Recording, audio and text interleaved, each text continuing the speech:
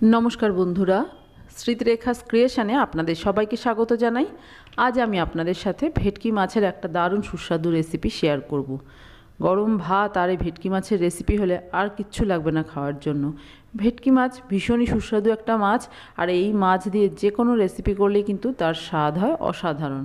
আসুন তাহলে দেখে নেওয়া যাক আমার আজকের এই দারুণ স্বাদের ভেটকি মাছের রেসিপি। এই রেসিপি করার জন্য এখানে আমি 5 পিস ভেটকি মাছ ভালো করে বেছে ধুয়ে পরিষ্কার করে জল ঝরিয়ে নিয়েছি। এবার এই মাছ ম্যারিনেট করে নেব।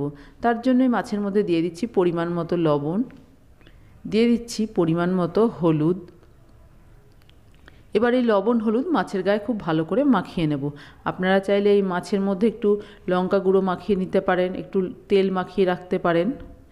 এইভাবেই 10 থেকে 15 মিনিট রেখে দেবো, তারপরে রান্না করব। এবার আমি মাছের মশলা রেডি করব। তার জন্য মিক্সি জারের মধ্যে দিয়ে দিচ্ছি বেশ কয়েকটা কাজু বাদামের পরিবর্তে আপনারা 4 মগজ দিতে পারেন। দিয়ে দিচ্ছি সাদা সর্ষে বা হলুদ সর্ষে ছোটো চামচের 1 চামচ, আর দিয়ে দিচ্ছি পোস্ত 1 চামচ। এই তিনটে এবার একসাথে একটা মিহি পেস্ট তৈরি করে নেব। এখানে আমি নিয়েছি আদা আর লাল কাঁচা লঙ্কা। এই আদা আর লঙ্কাটা একটা পেস্ট করে নেব। আপনারা এখানে লাল কাঁচা লঙ্কার পরিবর্তে সবুজ কাঁচা লঙ্কাও ব্যবহার করতে পারেন। কড়াই গরম করে তেল দিলাম। তেলটা গরম হয়ে যাওয়ার পর তেলের মধ্যে সামান্য একটু লবণ দিয়ে এবার এই তেলটা কড়াইয়ের গায়ে ভালো করে মাখিয়ে নিলাম। এর ফলে মাছটা কড়াইয়ের গায়ে লেগে যাবে না। এবার এই মাছগুলোকে উল্টে পাল্টে হালকা লালচে রং ধরা পর্যন্ত ভেজে নেব। অতিরিক্ত ভাজবেন না, তাহলে কিন্তু মাছের স্বাদ ভালো লাগবে না। একবারে সবকটা মাছ দিচ্ছি না, আমি দুবারে মাছগুলো ভেজে নিচ্ছি। দেখুন, প্রথম ব্যাচে যে মাছগুলো দিয়েছিলাম সেগুলো হালকা লালচে রং ধরা পর্যন্ত ভেজে নিয়েছি। এর থেকে বেশি ভাজলে কিন্তু মাছ খেতে ভালো লাগবে না। বাকি মাছগুলো একইভাবে ভেজে নিচ্ছি। মাছ ভেজে তুলে নিয়ে কড়াইয়ের মধ্যে কিছুটা তেল রেখেছি। এবার এই তেলের মধ্যে দিয়ে দিচ্ছি আদা এবং কাঁচা লঙ্কার পেস্ট। আপনারা যদি গ্রেভিটা সাদা রাখতে চান তাহলে সেক্ষেত্রে লাল কাঁচা লঙ্কাটা বাদ দিয়ে দেবেন। এর পরিবর্তে সবুজ কাঁচা লঙ্কা দেবেন, তাহলে গ্রেভির রঙটা সাদা হবে। কিছুক্ষণ দেখুন কষিয়ে নিয়েছি কাঁচা গন্ধটা চলে যাওয়া পর্যন্ত। এবার এর মধ্যে আর একটা যে পেস্ট রেডি করেছিলাম সেই পেস্টটাও দিয়ে দিলাম। আবারও ভালো করে কষিয়ে নেব। আর এই সময় গ্যাসের ফ্লেমটা কমিয়ে দিয়েছি, যেহেতু কাজু বাদাম দেওয়া আছে। বেশ কিছুক্ষণ নেড়েচেড়ে একটু কষিয়ে নিচ্ছি। ভালো করে কষিয়ে নিয়েছি। এবার এর মধ্যে আমি দিয়ে দিচ্ছি কালারের জন্য কাশ্মীরি লাল লঙ্কার গুঁড়ো আর হলুদ। গ্রেভির রং সাদা রাখতে চাইলে এই হলুদ এবং কাশ্মীরি লাল লঙ্কার গুঁড়োটাও বাদ দিতে হবে। স্বাদ অনুযায়ী লবণ দিয়ে দিয়েছি। এবার সামান্য একটু জল দিয়ে দিলাম, যেহেতু গুঁড়ো মশলা দিয়েছি পুড়ে যাবে সেই জন্য।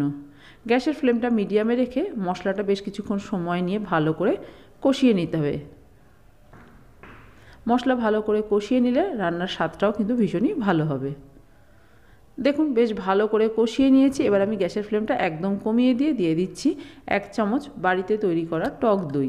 রুম টেম্পারেচারে আসার পরে এই দইটা আমি রান্নায় ব্যবহার করছি, আর আপনারা চাইলে কিন্তু কেনা দইও এই রান্নায় ব্যবহার করতে পারেন।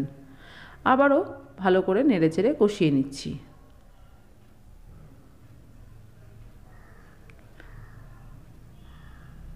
দিয়ে দিচ্ছি চিনি।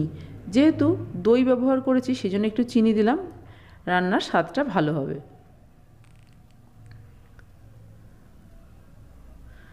ভালো করে নেড়েচেড়ে মশলা কষিয়ে নিচ্ছি।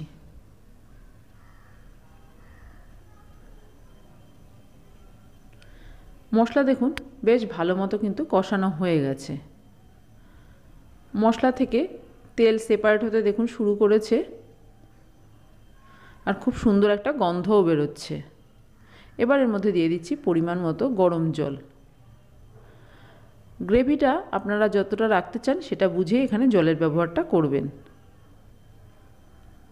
জল দিয়ে ভালো করে নেড়ে ছেড়ে দিলাম। এবার ঢাকা দিয়ে ঝোলটা ফুটে ওঠা পর্যন্ত অপেক্ষা করব। দেখুন, 1 মিনিট মতো ঢাকা দিয়ে রেখেছিলাম, ঝোল ফুটে উঠেছে। ঢাকনা খুলে আবার একটু নেড়ে ছেড়ে দিলাম। এবার আমি এর মধ্যে দিয়ে দেব ভেজে রাখা মাছ। হালকা হাতে একটু নেড়ে চেড়ে দিচ্ছি। খুব বেশি সময় লাগে না কিন্তু এই রান্নাটা করতে, খুব চটপট হয়ে যাবে। দিয়ে দিচ্ছি একটা পাকা কাঁচা লঙ্কা। ঢাকা দিয়ে কিছুক্ষণ রান্না হতে দেব। বেশ কিছুক্ষণ ঢাকা দিয়ে রান্না করে নিয়েছি। এবার ঢাকনাটা খুলে একটু দেখে নিচ্ছি। মাঝে একবার ঢাকনা খুলে আমি মাছগুলো একটু উল্টে পাল্টে দিয়েছিলাম। লবণ মিষ্টি চেক করে দেখে নিয়েছি, একদম ঠিকঠাক আছে। সব শেষে দিয়ে দিলাম 1 চামচ কাঁচা সর্ষের তেল। এটা অপশনাল, কাঁচা তেলের গন্ধ পছন্দ না হলে বাদ দিতে পারেন। তবে যেহেতু সর্ষে পোস্ত বাটা দিয়েছি সেই জন্য একটু কাঁচা তেল দিলাম। এবার আমি কড়াই ঢাকা দিয়ে কিছুক্ষণ এইভাবে স্ট্যান্ডিং টাইমে রেখে দেবো।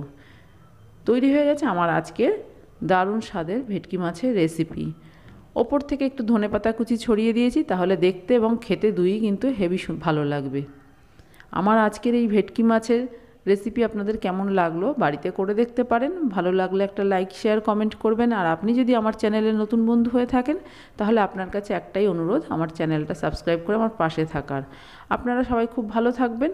আপনাদের সাথে আমার আবার দেখা হবে অন্য কোনো নতুন ভিডিওতে, নতুন কোনো রেসিপির সাথে।